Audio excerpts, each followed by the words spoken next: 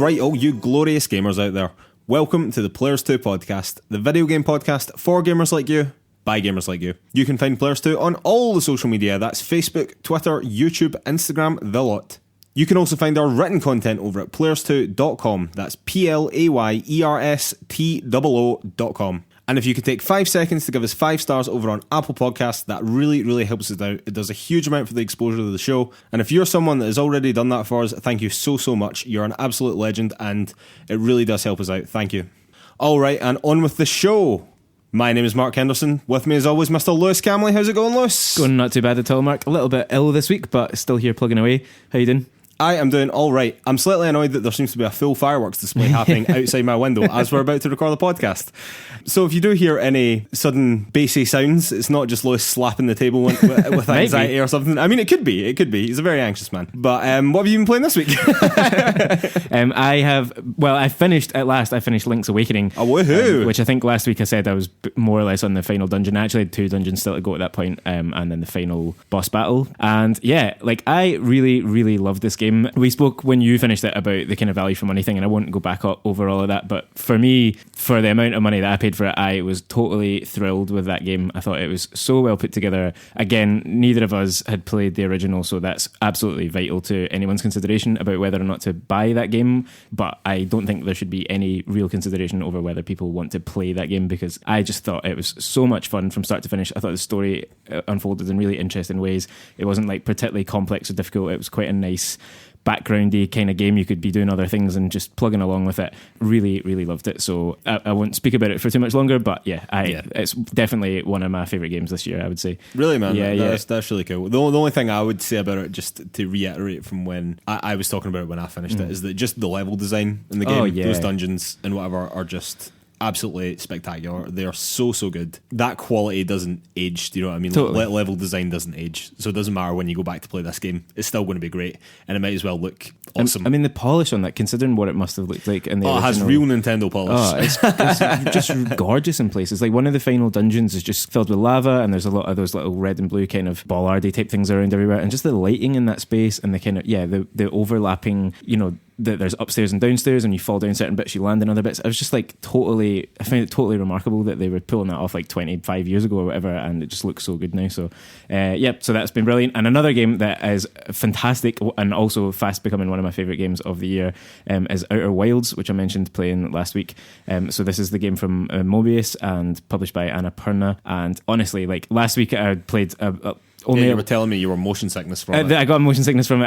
That has not happened again. Interestingly, at that point when I was playing it, I was completely baffled by what we were supposed to be doing, what was happening in the game, what the general plot was, where I was meant to go, what I was supposed to be doing, right? Because it just doesn't give you any of that stuff. You're basically just given launch codes. It's literally just start. Yeah, go. basically it's like go into space, and then at some point the sun explodes, and that's not a spoiler. That happens every 20 minutes. And that is the general premise of the game. Yes.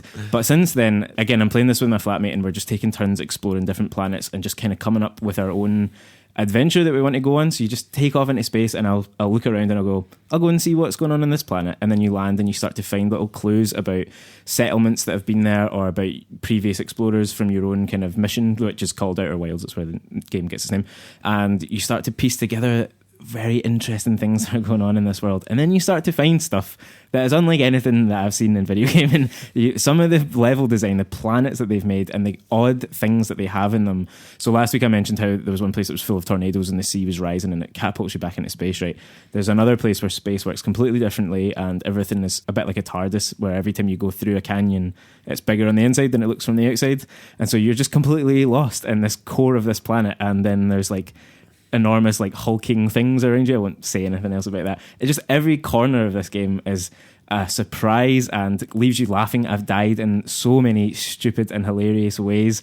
At one point yesterday I was just floating in space, quickly checking the log on my computer to see what all the all the discoveries that you've made, and it has this really interesting like rumor system, which is essentially just like prompts for where to go next based on the information you have. And I was like reading all of that and going, okay, I could go and explore this planet, or go and find this thing, or see what was going on with that guy. And suddenly I just noticed the color of the light around me was starting to change, and I was like, oh shit. And just as I pulled away from the computer log, we hurtled into the sun, and that was the end. It just started again. And I had completely forgotten that I was actually drifting through space, like with being affected by orbits and gravity and stuff. So yeah, it's so much fun. I'm really enjoying it. Still got a lot of way to go, but that's been great.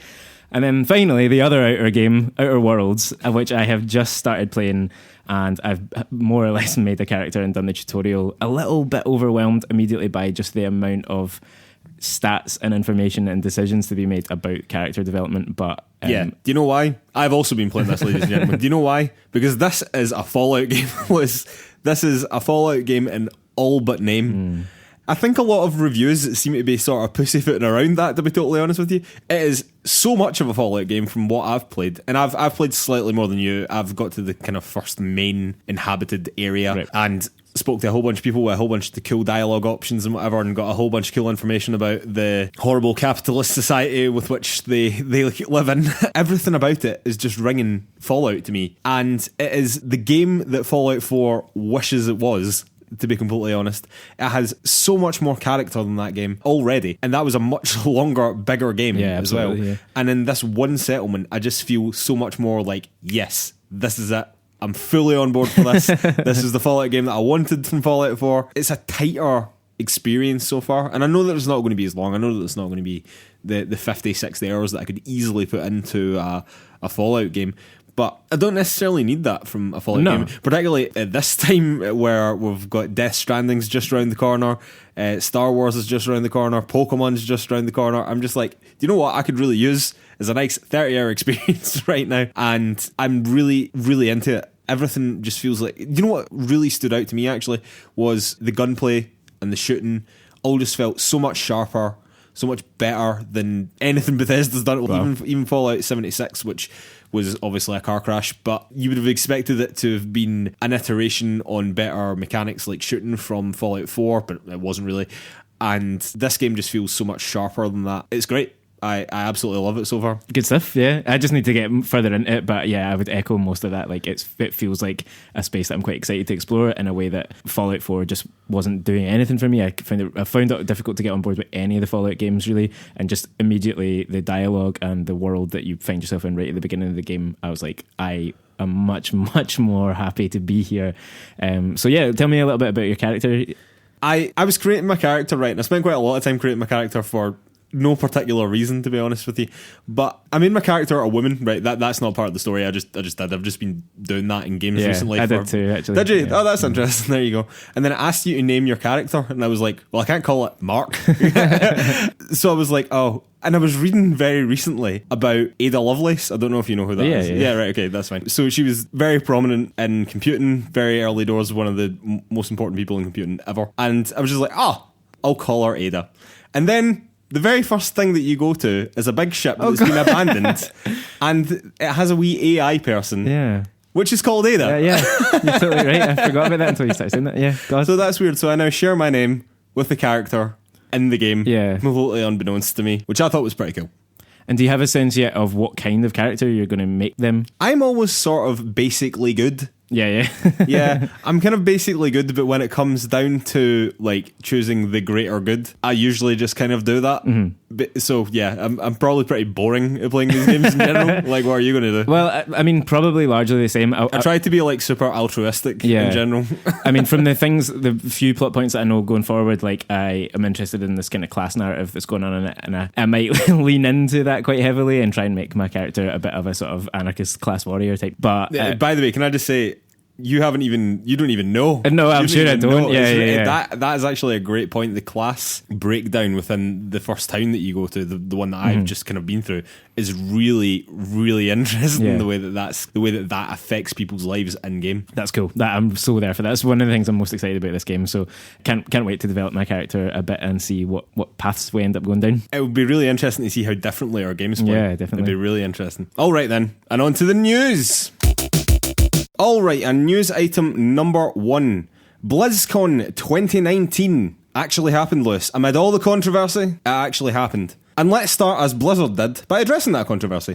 So, if you haven't heard of this before, or if you haven't heard us talk about it before, this is, of course, the controversy around Blizzard banning one of their Hearthstone esports players by the name of BlitzChung over controversial remarks he made about Hong Kong and the protests going on at Hong Kong. And he was banned. And they did address this right up front at the opening ceremony. Blizzard's president, J Allen Brack, came out on stage and had this to say: "We will do better going forward, but our actions are going to matter more than any words. As you walk around this weekend, I hope it's clear how committed we are to everyone's right to express themselves in all kinds of ways, in all kinds of places." Yeah, this is obviously part of a bigger statement that he said. And to be honest with you, he did seem genuine on stage for what it's worth. And he did directly take responsibility as well. And he did directly take responsibility. Brack also reiterated, I think it was after the conference, in an interview with PC Gamer, that it was in fact it wasn't the content of what BlitzChung was saying. It was the fact that he was making a political statement on their platform at their tournament. That is what got him banned. And on that, he had this to say as well. "The content was not the problem. It was the fact that it was not about the game in question. It was something very specifically different. I think, and I don't want to speculate around if he had said this, that, or the other, and how it would have gone. I think that's a difficult thing to think about, but it's not about the content of his message." It is worth pointing out that during the opening ceremony, where he was making this statement on stage about it, that he didn't actually mention BlitzChung. He didn't mention the two casters that were also banned along with him. And it's definitely worth pointing out that BlitzChung and those two casters are still banned. So what do you make of this? I think Blizzard had to do this to a certain extent. They had to come out and address it. And like you said... I actually thought that they could have easily totally blanked this. Well, with protesters outside, like, it would have been difficult. They totally could have. I mean, lots of corporations do, but they had to kind of come out and own the message a bit. I think the more and more I think and read about that statement, though, it rings a little bit hollow, and I'm not sure that... Like, I think he meant it right. I'm not going to take that away. I do think, like, he is probably contrite. He seems like he would be, no different to any other gamer kind of voice in that. Yeah, he didn't come across as a corporate prick, basically. No, but... There's something, like, he referred to it, like you said, he didn't say BlitzChung's name right. He called it a tough Hearthstone esports moment or something like that. Yeah, it was. Yeah, that's right. And that is like, it was a tough esports moment. Yeah, in Hearthstone. Yeah, and but it's like that condenses it to be something that was only about Hearthstone, and it wasn't. And it wasn't just a tough moment. It led to his own employees speaking out, and this is not just a small tough moment, and they recognise that. That's why they had to address it. But I do think they could have owned up to the full thing and kind of spoken about it a bit more. I hope that this issue isn't kind of dead in the water now. I did find it a little unedifying to watch the BlizzCon audience applaud when he took responsibility for it. Like, he actually paused for applause, and they all kind of whooped and hollered. And I thought, this is someone apologising for doing something that you all seemingly find really not on. So I don't know. What was your take on it? I'm glad that you brought that bit up, because I thought that bit was incredibly awkward, because he paused for applause that weren't initially coming, basically. Yeah. And then the pause kind of paused a wee bit too long, and then it got awkward enough that everyone just started clapping, basically. Oh. That was a little awkward. And you do see moments like that in just general press conferences, so it wasn't unusual per se, but due to the circumstances we're talking about here, that wasn't great. There was a bit of irony in this as well, in that he was basically saying that it wasn't to do with the content, it was to do with talking about politics on their platform at their tournament where they weren't welcome, basically, according to him. And there was a bit of beautiful irony in that he made that entire statement with an LGBTQ rainbow flag pinned to his collar, which... And fair play to them, like, Blizzard have always been huge advocates for LGBTQ rights and all that, and that's fantastic. That's really, really good, and I'm glad that there are people at that level in games that do advocate for LGBTQ representation in games, particularly like Overwatch, for example, has a huge amount of LGBTQ representation, which is fantastic. But in a lot of countries in the world, particularly the United States where he was, that is a political stance, and he is showing his political stance on stage while talking about banning someone, taking away what was potentially his livelihood, for also making a political stance on his stage.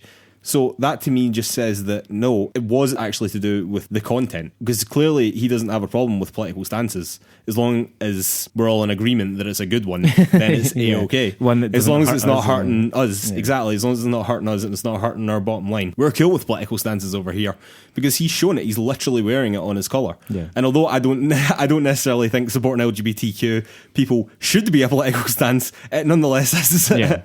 And when you see wee things like that, it suddenly becomes, well, this is all just turning into a bit of lip service, isn't it? This is all just trying to put this to bed. Yeah. And it's doing it in front of your fans where you will get a clap, and not in front of a press conference where you're going to get heckled. Yeah, and ask difficult questions about the things you're saying. Yeah, exactly.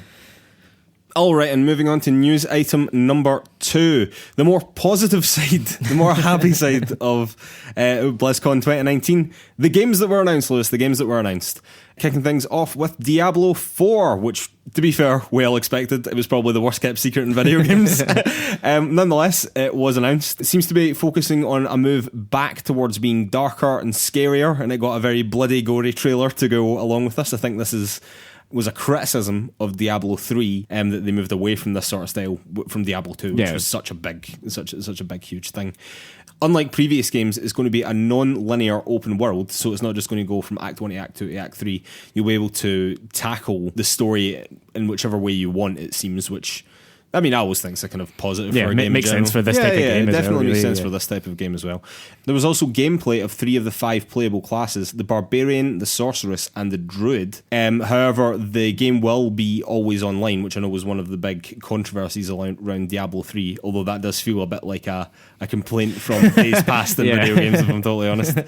And yeah, so it'll need to be always online. I'm not entirely sure how that's going to work, if they're going to bring this game to Switch. I'm not really sure how it works now with the Diablo 3 version that's on Switch just now, but yeah, you've got more Diablo fans out there. This was never a big thing for me, I'm not going to lie to you, but it was always one of the Blizzard games I had my eye on. I always quite fancied it, to be honest with you. I think that's the thing. It's got a kind of world and just an appeal around it that is I've noticed before and I've sort of thought about, but it's never been the kind of game that I've been dying to play. Do you know what it was? See, when Diablo 2 came out and was like taking the world by storm and whatever, I was in a mindset back then of, oh well, I play console games, that's a PC game. Yeah, that's totally. that's not for me. Yeah. I play my console games over here and they can go and play their PC games over there, and that's the way the world was back then. But the more and more I think about it, the more and more I think that I would actually quite like Diablo. And when Diablo 3, what was it called, like the Eternal Collection or whatever it was, came to Switch, I was really, really considering getting it, but I just remember when it was coming out, I was like, I've got 1,000 other things to play and I cannot burden myself with this. But it is something that I would be interested in potentially when it comes out, particularly if it's going to review well, if it's kind of back to a more traditional style. I mean, it's like dark. Yeah, it's like dark and gritty. I think the game would benefit from that. Totally. I mean, knowing nothing from it, but all the imagery around the game isn't pretty and colourful. It's like dark, and that's good. That it matches up with what you expect. It's surely what it's trying to be. Yeah, I've got to say, like, I thought, I mean, I'm almost exactly in the same boat as you. Like, never previously bothered much about it. Had that similar reaction to the Eternal Collection being announced, but just never kind of followed it through. I thought that the cinematic trailer for this was incredible. Like, it was absolutely really wild, fantastic, absolutely wild. A bit of like video game trailer work, and even the gameplay stuff, like you said, like the darker tone of it. Just loads of really interesting, kind of crazy bits of footage in the gameplay trailer that we saw. But I'm not sure if it would be possible or even wise at this point for players like us to jump in and play this without having played the previous ones. Like, as kind of appealing, or even if, like as you said there, if it reviews really well whenever it finally drops. We didn't get any kind of sense of dates, right? No, the kind of scuttlebutt seems to be that this is a while off. This is going to be like 2021. But if they're giving people gameplay to play, it must be on current systems. Then So, I mean, first and foremost, it's going to be on PC. Yeah, but if they're giving people the opportunity to play the game, then I wouldn't have thought that it would be like miles and miles and miles off. The way that a lot of people were talking seemed to be that this was like way off in the distance somewhere. I know that at some point, maybe the beginning of the year or something like that, or it might have been roundabout where the mobile controversy last year at BlizzCon, where the development seemed to have hit a bit of a problem and they had to kind of restart a lot of stuff. If you remember that. Yeah, absolutely. So I don't know if there's still more to happen, more to be revised, or if we've now got to a point where they're quite happy with it and they are quite happy to push forward. Who knows? I would have thought if they're letting people play it, then it must be in a relatively good place. Yeah, fairly far forward. Do you think it's something that you would pick up and play without having played the previous ones now, though? I don't know. Yeah. I don't know. I suppose we'll need to see at the time. I mean, I was going to pick up Diablo 3 without having played Diablo 2. But by all accounts, Diablo 2 is the better game. Yeah. So Yeah. maybe I should go back and play that. I don't know. I'll need to see at the time, I suppose. But it's definitely something that's caught my interest. Another game that's caught my interest, Lewis, and another game with an absolutely grandiose reveal trailer was Overwatch 2. This, of course, had been leaked before the event as well. So these two games coming out should have been an absolute breaking the internet situation, but because they both leaked beforehand. See, this is the sad thing about leaks, is that it makes these things it turns out into a bit of a damp squib, doesn't it? It's like, oh, it's the two things we fully expected to see here. Yeah. But what was revealed is that the game will be a proper sequel. It is Overwatch 2. And it will be focusing on co-op and PvE modes with story missions and hero missions where you can like level up your characters and things like that.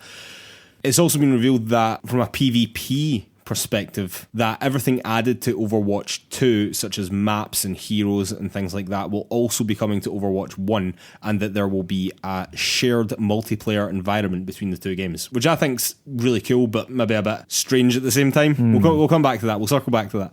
And also all the skins and all the cosmetics that you got in Overwatch 1 for any of your characters will carry over also into Overwatch 2, which I do think is a nice touch. Just before we start talking about Overwatch, I just want to say as well that the World of Warcraft latest expansion called Shadowlands was also announced, and the latest Hearthstone expansion called Descent of Dragons, which includes a new mode called Battlegrounds, which is their take on an auto-battler. I don't know anything about World of Warcraft. I'm going to be straight up with you listeners, but that sounds quite cool. The Hearthstone side of things, I always quite like the idea of auto battlers, but every time I look at one being played on Twitch, I'm like, I have no idea what this is. I have no idea what's going on the screen right now. But circling back to Overwatch 2, what are your thoughts on all that? Like you said, I thought the trailer was fantastic, and like I have no kind of prior knowledge really of the Overwatch universe beyond snippets, so just to get dropped into what was effectively like the middle of a story, like they presented that so well. They made that so interesting and so kind of relatable. The game, from what we saw of it, I thought again looks really fun. Like I suppose it needs to be your thing, and I'm not certain that it is my thing. The one question that I have about it, you referred to it there as a proper sequel, in that it's got the number 2 after it, right? I'm not convinced by that. I said those words. Yeah. I'm not really convinced by those words either. I think even in the room, like, I think they're trying to pretend this is a proper sequel. Yeah. But I'm not really sure that it is, because obviously Overwatch 1 was PvP. That's what it was. Mm-hmm. But I think that this just seems to be an excuse for them to introduce different modes, co-op modes, and a story, and use some of that incredible lore that they've built up around these characters, which the Overwatch lore and the vignettes and whatever they do when they release new characters that has like all this backstory and all this really interesting stuff around the characters, and then you get them into the game and none of it makes a difference. Like none of it is part of the game at all. You know what I mean? So I'm glad that they're doing something with it. Like I genuinely am. I think that's really cool, and whether or not I play that is kind of irrelevant. I just think that's a good thing for a good game. But whether or not this really truly constitutes a quotes sequel, I'm not really sure. I think at some point all those Overwatch 1 players are going to have to be moved on to Overwatch 2. Well, I don't see any way that they don't do that at some point. Well, and presumably, like, if Overwatch 1 becomes diluted essentially by the content of Overwatch 2, then, you know, and the price of that game over time will drop, and, or, you know, it might even be given away free to play at some point. Well, like, why wouldn't they be moved on to it? So essentially you're asking people right now, or whenever this drops, and there is no date attached to it either, but whenever this drops, you're asking players of Overwatch 1 to effectively pay full price again for a story mode, basically, it seems to me. Yeah, and it seems to me as well that the people who are like diehard playing Overwatch now, I don't think they're going to be that interested in the story. Like, they're interested in the PvP parts of it. Whether or not these PvE things are even any good, I mean, I have faith in Blizzard and that they will be good, but I just don't know that their current audience is overly interested in that. I mean, I'm interested in that as someone who's looking from the outside, essentially. For someone looking for an entry point, effectively. But what you've done from the PvP perspective is you're looking for an entry point? Well, you can fuck right off. It's going to be exactly the same. Yeah. Because, I mean, I would find it very difficult, and even as someone who has played a lot of like FPSs online, to come into Overwatch at this point, because there are going to be too many people that are far too good, and for me to even learn to become mediocre would take a huge amount of misery and dying and I'm just not sure I would be up for that. No, Whereas me either, if there was like a hard reset of like, nope, we're going from Overwatch 1 and we're going to Overwatch 2, and this is going to be a reset for everyone to at least a certain extent, and then that's a much easier jumping on point for new players like me.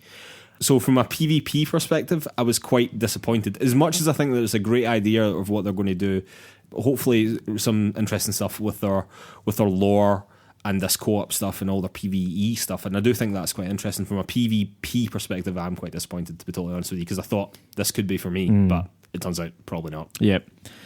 One other thing about both of those games, just watching that conference or that showcase kind of thing of the whole thing, I was so struck by feeling like I am not involved in a gaming kind of community like that. Like, people are so dying for Overwatch 2, and people are so enthusiastic about Diablo 4 because they've played all of those games, and they're like, lore, as you kept saying there, it's like such an important word to both of those games, those franchises. And I just don't really have anything like that. And it did, watching both the trailers in particular, I was just like, God, it would be good to be invested in something to this extent, but we just don't really have it. Do you know what it is, man? It's just like, I think that it would be cool to be involved in a community like that as well, like a die-hard gaming community that kind of all focuses on this one game. But that's not how I play games. No, it's not really how I enjoy games. Like, I don't enjoy games by getting really, really invested in whether it be Overwatch or Destiny or League of Legends or Dota.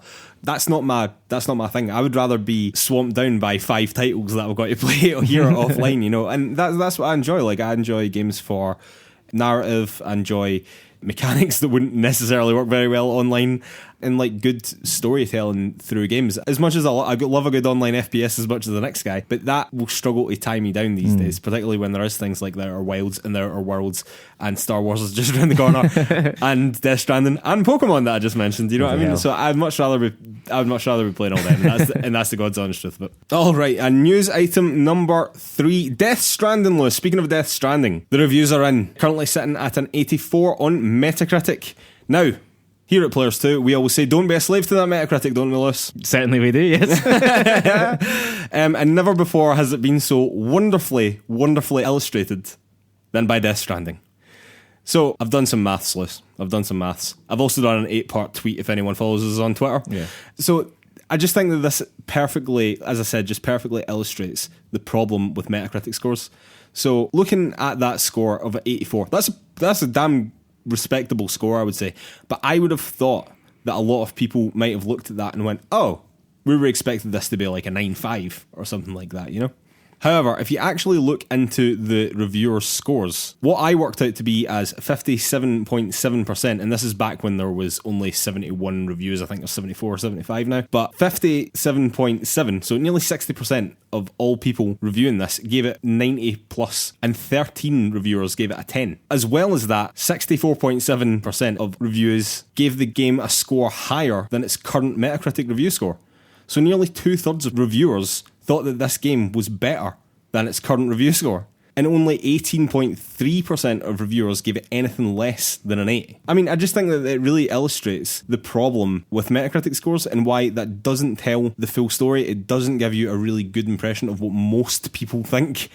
It can just be a very few people that don't like it that just pull the whole thing down. And that is sort of what's happened in this case. Again, the narrative around this game seems to be that the reviews are like very polarizing. But for me, what that means is that there's a lot of negative reviews and there's a lot of positive reviews.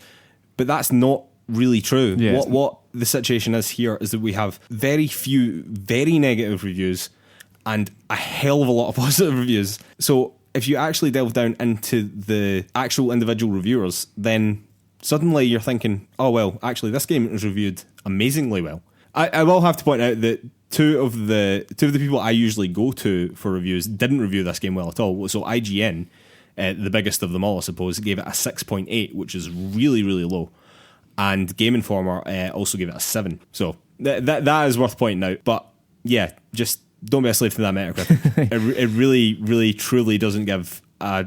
It can be very misrepresenting by just giving one number and an aggregate of many reviews. Yeah, this is a game that almost defies the simplistic attaching a number to a review because there's so much going on in it. There's so much to be debated. It comes back to that discussion that everyone was having sort of roughly this time last year about Red Dead Redemption and does a game have to be fun in order to be good? And I think we both fell down the lines of it absolutely doesn't have to be if it's doing other things that are of interest. No. So I wouldn't describe Red Dead as it's a not a fun game at all, no. But it's one of my favourite games this generation. Absolutely. And I read quite a lot of reviews. I actually don't read a lot of reviews these days because until I've played a game, generally speaking, because I want to know how I feel about it before I kind of read too much about it. But I did dive into 2 or 3 of the kind of major reviews, and I'm more excited having read that, even from the parts where writers are saying the problems in the game, the things that they're highlighting as things that aren't very fun to do or aren't very interesting, or where Kojima goes completely off kilter with his storytelling. Everything about it I just think sounds so interesting and so fascinating, and cannot wait to get stuck in it. And I totally expect that I'm going to like it. I might not love it as much as I thought I would have, when it was first announced or whatever. But I think the experience of that, even if it come out the other end and go, God, that was terrible, it feels like something that has to be experienced and played because it's just so out there. Yeah, I must admit, I feel very similar. There was almost no review score that this could have been given that would have made me not go and buy it. I don't know if it is just because it's Kojima or if this is just me being a total fanboy for him, but I'm just like, nah, I'm willing to give him the benefit of the doubt. Totally. He's earned it. He has earned it. His track record's fantastic. I'm more than on board for it. I'm more than on board for that. I want to see his mad art. I was definitely going to play it. I think this honestly could have got anything down to about a 6 and I would still in some ways you'd be more interested to play it then just to see what went wrong. But one line I read in a review, I can't remember which now, but referred to it as having weaponized the walking simulator, and I thought that is why people hate walking sims. So anything that's approaching that is going to turn a lot of people off, but the idea of taking that kind of gameplay and making something totally berserk out of it, I'm really interested in. Yeah, so. I mean, you're a delivery man. Yep, that's what it is. They told you that a long time ago, and it turns out that was totally true. God, I can't wait for it. Comes out the day after this podcast drops, ladies and gentlemen. So on next week's podcast, I think we'll definitely have something to say on it. Something to say at least, yeah. All right, and news item number 4. Ubisoft, Lewis. Ubisoft have confirmed that Watch Dogs Legion, Rainbow Six, Quarantine, and Gods and Monsters will all be released as cross-generation games. Now, if those 3 games are sounding familiar to you, that's because we talked about them last week because they were all delayed from their early 2020 release window. And Yves Guillemot, CEO of Ubisoft, also stated that the games will be taking advantage of the new features and new hardware of the consoles. I suppose not a surprise really at all, to be honest, considering that they were all getting delayed into at least the second half of 2020, and we know that these consoles are coming out at the end of 2020. But they are nonetheless the first major publisher to confirm that their games are coming to the new consoles. So, yeah, I thought it was quite interesting. Yeah, like you said, when we heard the delays last week, it seemed pretty likely that maybe not all of these games would necessarily be cross-gen, but certainly that Watch Dogs would be. So, yep, good stuff that we've got it coming across both. It's going to help Ubisoft get more sales because that transition period is always quite difficult for publishers and developers. So, and it means that we've got some guaranteed decent stuff. So Ubisoft games, you might not love them, they might not all work. Like Watch Dogs might not deliver on what's been promised, but it's still going to be a decent game at launch. So. On what's been promised, I will eat the nearest hat. Okay, cool. Ridiculous. I'll start bringing on. But they also said, I think, that there would be 2 other AAA titles in the same fiscal year. So are we guessing that's Assassin's Creed and maybe... Assassin's Creed's got to be. It's got to be, yeah. October, it's going to be there. Well, it's been long rumoured to be... a launch title. Well, a launch title for the new console, but also it's to be in the sort of Viking period. It's supposed to be the quotes Ragnarok, Assassin's Creed Ragnarok or whatever. Which I'd be totally game for. That sounds like a great period for an assassin. Yeah, it sounds wild. So yeah, if that's a launch title for the new consoles, I think that's only a good thing. But I wonder, are they going to struggle to get an Assassin's Creed out, which I reckon will be immovable? That is coming out in October, do or die, irrelevant of what else is going on around about it. And to get Watch Dogs out as well, and to get Gods and Monsters out, and to get this new Rainbow Six game out, and that 6 months, that back half of the year. I mean, that's a tall order for anyone. Totally, absolutely. And I think you really don't want to put Watch Dogs and Assassin's Creed too close together. You're going to want to give them a bit of space. So maybe that means we see Watch Dogs sort of early summer. Well, that is what I would predict, to be honest with you. If they were aiming for March, I think it was, and if they thought that was any way realistic, then I think that the summer should realistically be achievable for that game. And you think, what about the second AAA game? They've said that there'll be 2 further AAA games in that same fiscal year, which is tons on top of that. So maybe that's Skull and Bones at last? Oh, maybe. Yeah, that's a good shout, actually. Yeah, I mean, I know that's hit some serious development hell. Sea, it sounds like Yeah. It's lost at sea. An excellent metaphor there, Liz. Lovely. Knew that English lit degree would come in handy at some point. All right, and just finishing off with a couple of shout outs. As it's the first podcast of November, it's time for some free games, Lewis. On PSN, you've got Neo and Outlast. Neo, definitely get that downloaded. I was well keen to play that when it came out. And again, it was one of these games that just happened to come out at a busy window that I just could not get around to. Totally. So now that it's free, 100% going to play And it. just announced the sequel's out in March as well. So, Yeah, that's right. Absolutely. And on your Xbox Games with Gold, you've got Sherlock Holmes, The Devil's Daughter, The Final Station, Star Wars Jedi Starfighter, and Joyride Turbo. Now, there isn't one game there that I've heard of, but if any of that sounds good to you Xbox fans, you go out there and get them. And on the Epic Game Store, Soma, Costume Quest, Nuclear Throne, and Ruiner will all be free this month. That Soma's supposed to be good. It's supposed to be like a scary game. I think that's about to run out soon, actually, so get on that if it sounds interesting to you. Alright, shout out number 2, EA, Lewis. EA is returning to Steam. Hurrah, say the PC Master Race, because of all their love for EA. This will obviously include games like Apex Legends, FIFA 20, Battlefield 5, Sims 4, Unravel 2, and it will all kick off with the launch of Star Wars Jedi Fallen Order on November the 15th. God, it's so close. It's so close to coming out. It's terrifying. Which is actually available for pre-order on Steam right now. And it's also worth noting that for all the online games, your Apex Legends, your FIFA, whether you choose to play on EA Origins or whether you choose to play through Steam, you'll be able to play online with all PC players, so there won't be any barrier there or anything, you know. Shout out number 3. Lewis, the entire Pokedex for the new Pokemon Sword and Shield games. It seems to have leaked in its entirety. I have avoided it like the plague, because I don't want to know, quite frankly. However, if you are a person out there that is inclined to know the entire Pokedex before you buy your Pokemon games, then it's out there for you.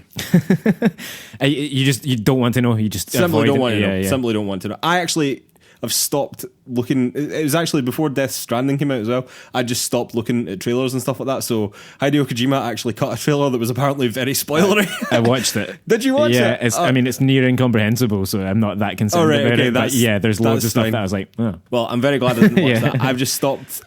It's like, stop selling me the game. Like, I'm going to buy it. I don't need any more marketing. I don't need any more teaser trailers. I'm good. So no, I have no interest in seeing what the Pokedex is. And shout out number 4. Horizon Zero Dawn 2 has all but been confirmed. This was due to a vacancy post for a technical vegetation artist that mentions Horizon by name. This obviously been posted by Guerrilla Games.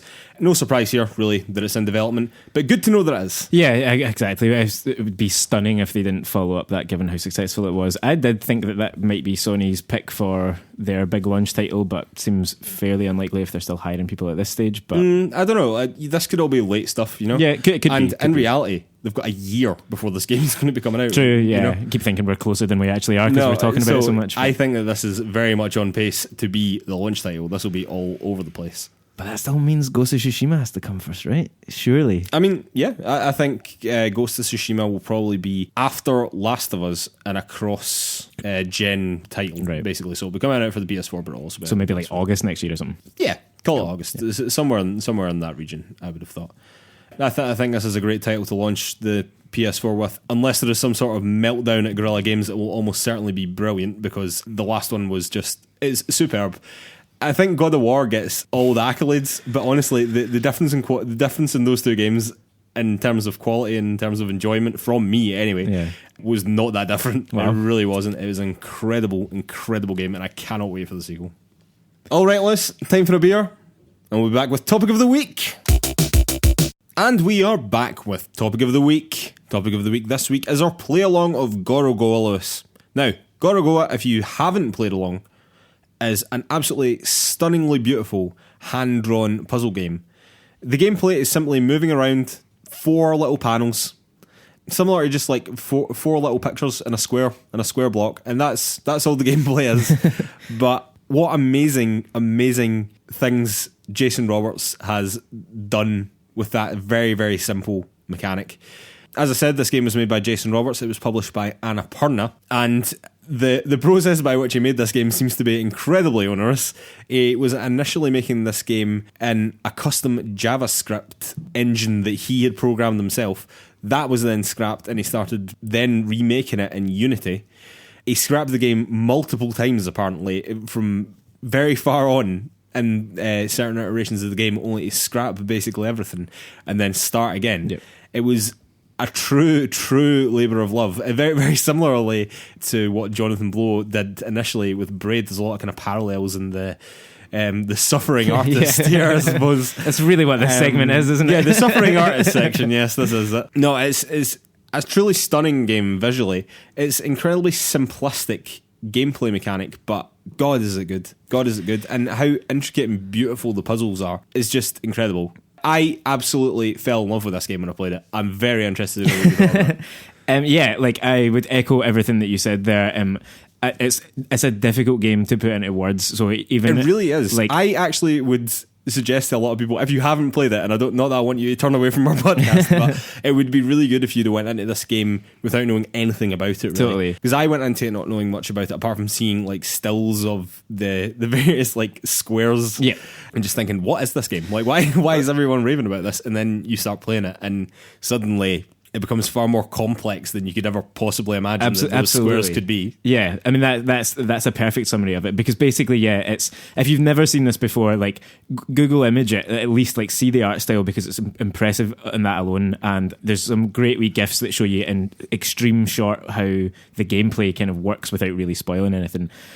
I'm interested in what you said there about coming into it blind, because my relationship with this game, I only played it for the first time this week in the build up to doing the show.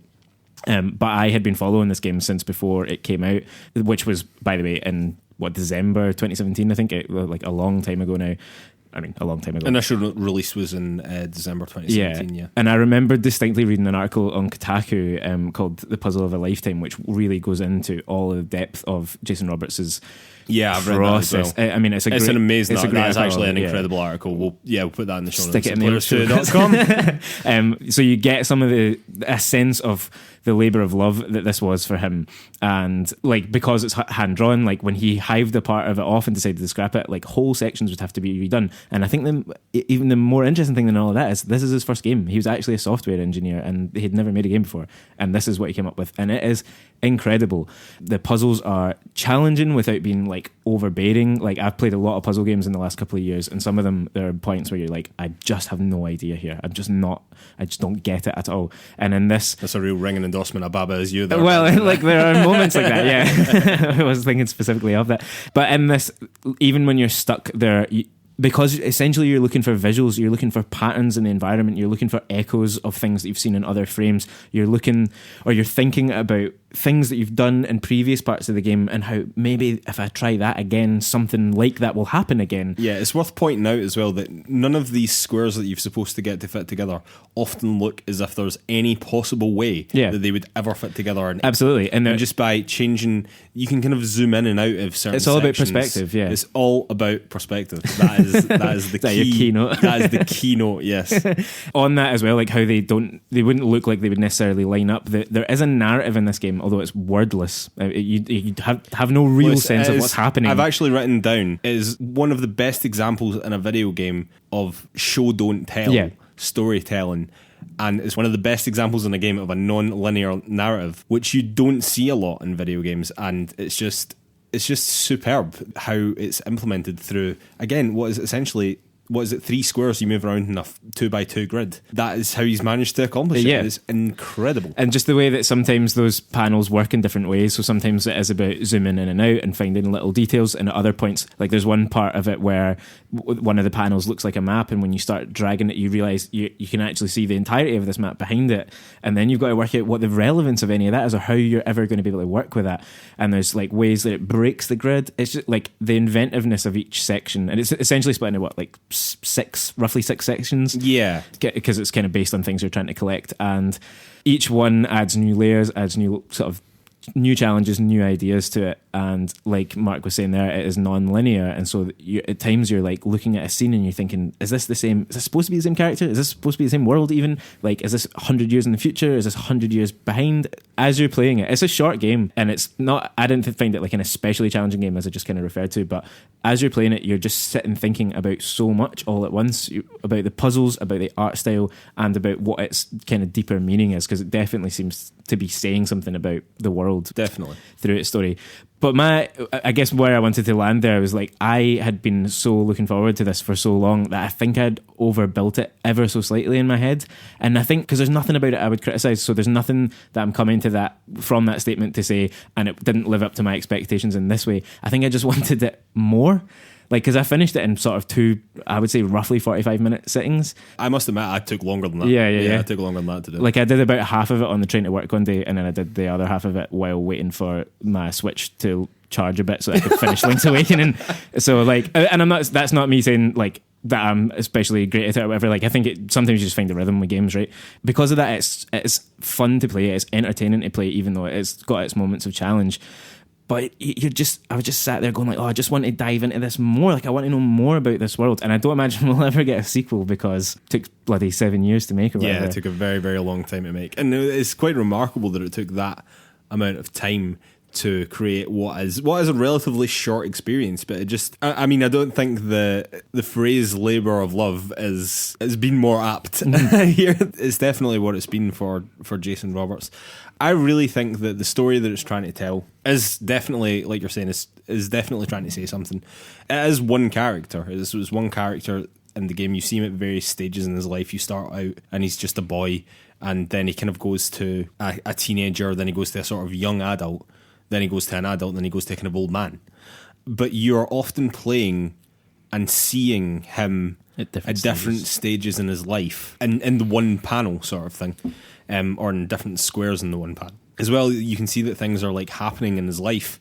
Like, he goes from walking around as a child to obviously something has happened to him where he ends up wheelchair bound, and then you see him subsequently in other panels in later life as a young adult or as an adult, either like hunched over or with a stick or walking with crutches and something like that. And so it's obviously like a traumatic life event. And also you see the world around them is changing as well. It's all quite pretty and quite nice when he's a child, and then when he's a kind of teenager and a young adult, it goes from being an open war zone, it looks like, to then being in an environment where we're rebuilding from the war. So it's a sort of post-war environment. And then as he moves older, the point in all of this is that he seems to be searching for something. He seems to be searching for Gorogoa, which is a big dragon thing. It kind of looks like, or like a god. Yeah, or some whatever. sort of crazy monster thing. Some sort of crazy monster, yeah, which he sees as a child. He kind of just stumbles upon it in a book, and that he's supposed to collect all these things, these apples or whatever it is, to offer up to Gorogoa. But that doesn't go well, and he's rejected, basically, and then spends...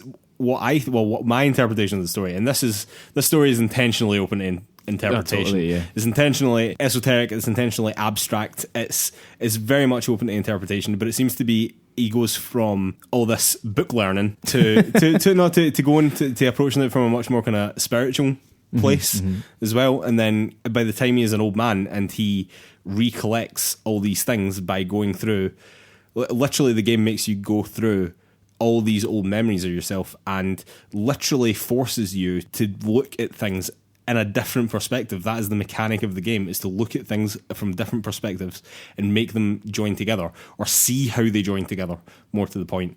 And I just think that it's quite beautiful in a way, the thing that he's telling. You said that you finished it in 2 45-minute sittings, but he's telling the story of this man's like whole life. Yeah. Like, essentially like a century of kind of history kind of thing. I just found it quite moving at the time, like almost kind of inexplicably moving, and that in the reconnection of that, you sort of find yourself, and then you are, well, in this case you are accepted by the big dragon god, but it's to do with like a completeness of life. Yeah, do you know what I mean, or an acceptance of what your life was. And yeah, I thought it was great, and it was done in 3 squares that you moved around a 2x2 block. It was mad. That's an almost perfect summary. I don't think I could have put it better myself. Like, that sense of the game trying to force you to look from different perspectives or think about what the impact of that on a person is. It does seem to me to be absolutely what it's about. I didn't delve imaginatively into it anywhere near as much as you did on that, so that's made me think about certain parts of the game in a completely different way even already. So that's the kind of game that you could easily go back into and experience. Honestly, when I finished this game, I went up and read every single theory on it just about, and I was like, and I was doing the same thing as you are, probably what you were doing when you just heard me talk about it there. I was like, oh yeah, that bit. Is that what that meant or whatever? And then you're thinking about things in a totally different context. And it was one of these things where when I maybe first played it, I was kind of thinking, God, that was amazing and it was beautiful. But I'm struggling to put together in my simple little mind why that is. Yep. So you then read up on different people's theories and things like that on it and suddenly be thinking like, oh yeah, that is why I'm feeling that way about it. Yeah, it was an incredible game. Playing it on the mobile? Played it on the mobile, yeah. And like, to be fair to you, as you kept banging on about forever, it did feel like it belonged. I'm nothing there. if not persistent-less. One of the things that it does is, like, so as Mark said, you've got your 2x2 grid, but if you kind of double tap on any of the individual squares within that grid, they'll zoom in on it square above it all, so you can kind of see things a bit more clearly, which I hadn't realised quite at first, and then when I started doing that, it became a bit simpler. I think it would work really well on like a tablet as well, just to get a bigger screen. Totally, 100%. I just knew that the phone was more accessible to more people. Exactly. Even I would have said as well on the Switch, like the Switch will be great for it as well because you can use the touch screen on the Switch. Probably not if you were going to use it in the console, but I just think the phone's perfect for it. I think because there is something about the swiping on a phone or on a, it's quite on a touch screen, well. and it works with what you're trying to do because you're sort of, I just feel like using like the X button on a PlayStation controller and like dragging it with a DualShock but rubbish. It just wouldn't feel the same. So I would totally say play it on phone if that's the easiest place for you to do that on a touch screen, and it's cheap and it's cheap on the phone. It seems to me, like, having just heard what you had to say about it, and given how kind of relatively short it is, infinitely replayable, because even though you might know the solutions quite quickly, you can still look at other things that are happening in the artwork. Can I tell you the truth as well, right? So when you download it on your phone, you also get some of his original concepts.